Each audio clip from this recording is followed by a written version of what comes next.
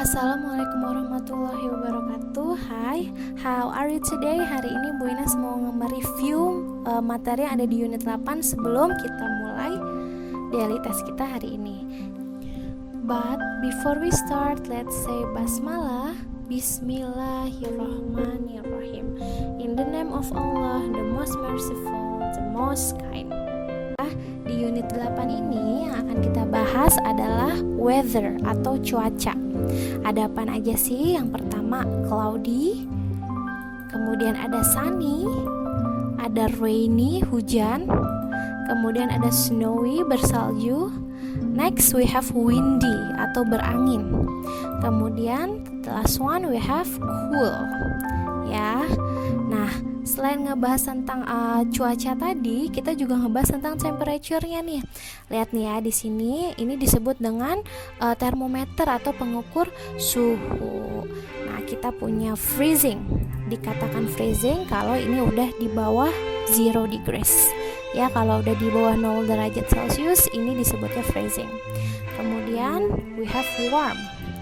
Ya, kalau suhunya masih di kisaran 20 derajat Celcius sampai 30 derajat Celcius, ini warm atau hangat.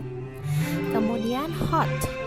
Oke, kalau suhunya di atas 30 derajat Celcius, sudah hampir mendekati 50 degrees, ini berarti dia udah panas banget. Oke. Next, ini disebutnya hot ya. Terakhir we have cold. Cold itu kalau dia less than 20 degrees, sekisaran 0 sampai 10 derajat Celcius, ini bisa dibilang cold. Nah, sekarang kita masuk ke structure atau bentuk kalimatnya. Ini disebut kalimat pernyataan, diakhiri dengan full stop atau tanda titik. Ada dua macam nih. Pertama, pernyataan yang mengandung makna iya dan pernyataan yang mengandung makna tidak. Ya, sebelumnya Bu Ines mau kasih tahu dulu nih ada perbedaan. Ini makanya ada garis batasnya nih. Yang pertama ini yang di dalam yang di dalam lingkaran dan di dalam kotak ini disebut dengan subjek. Ada I, ada you, ada they, dan ada we. Kemudian ada she dan ada he. Nah, perbedaannya adalah ketika kamu menggunakan subjek I, you, they, we, kalau pelakunya atau kalau subjeknya adalah I, you, they, we, pertama kamu cukup nih bilang kalimat pernyataan yang bermakna iya. Yang bermakna iya, contohnya aku suka cuaca berawan. Kamu langsung aja nih, I like cloudy days. Kamu suka cuaca berawan, you like cloudy days.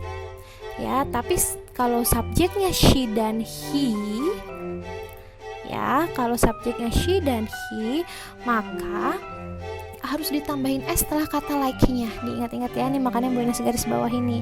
She dan he setelah kata like harus ditambahin s-nya. She likes windy days, he likes windy days. Oke. Kemudian, kedua pada kalimat negatif atau kalimat yang bermakna tidak. Kalau subjeknya I, you, they, we, pakainya don't, singkatan dari do not. I don't like cloudy days.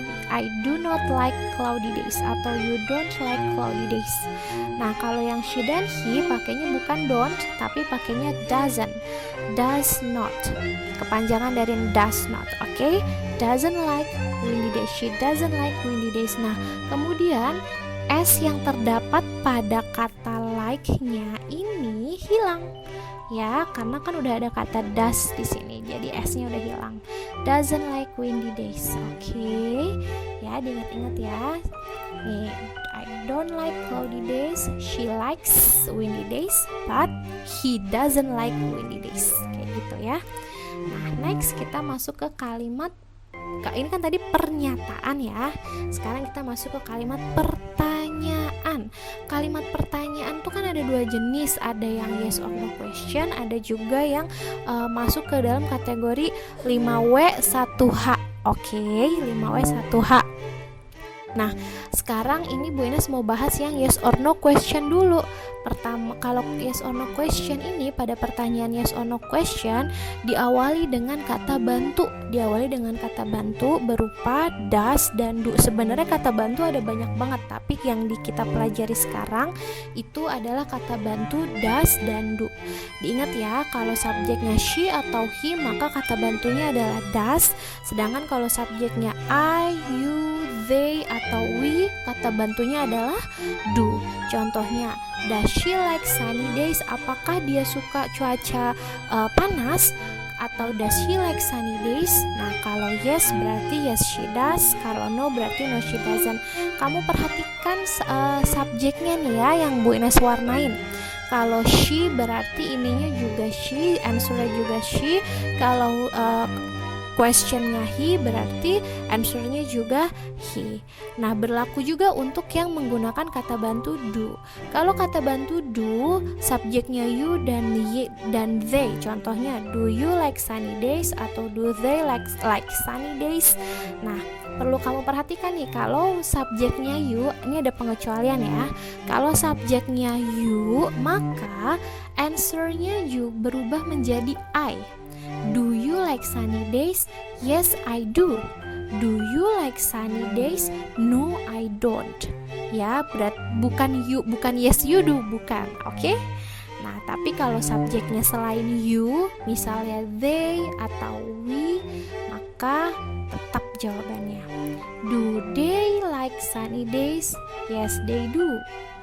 Atau no, they don't. Oke? Nah, next. Kali ini tadi yes or no question. Sekarang kita ngebahas tentang ini. Sebentar ya. Oke. Kita ngebahas tentang pertanyaan selanjutnya. Masih pertanyaan lagi. Ini ada 2 jenis pertanyaan.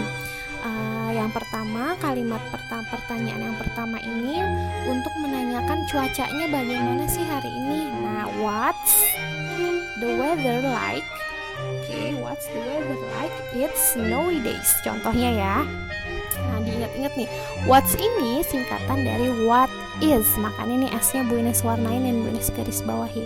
Ya, jadi what's itu singkatan dari what is. What is the weather like? Atau what's the weather like? Itu sama aja boleh. Nah, yang pertanyaan kedua ini untuk nanyain sekarang tuh hari apa sih gitu. What day is today? Kalau tadi is-nya terletak setelah what banget nih, terletak banget setelah what, jadi what's ya, what is, what's. Tapi kalau yang kedua ini letaknya ada di tengah-tengah. Oke, what day is today?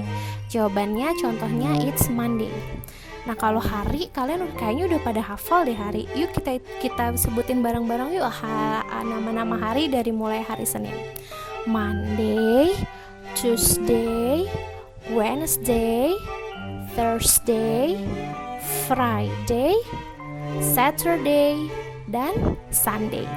Nah, kalau tomorrow itu artinya besok. Kalau yesterday berarti artinya kemarin. Kalau hari ini artinya today. Ya. Nah, sampai sini. Mudah-mudahan video kali ini bermanfaat untuk kalian semua ya. Thank you for attention. Let's say hamdalah. Alhamdulillahirabbil alamin. Wassalamualaikum warahmatullahi wabarakatuh. Good luck everyone.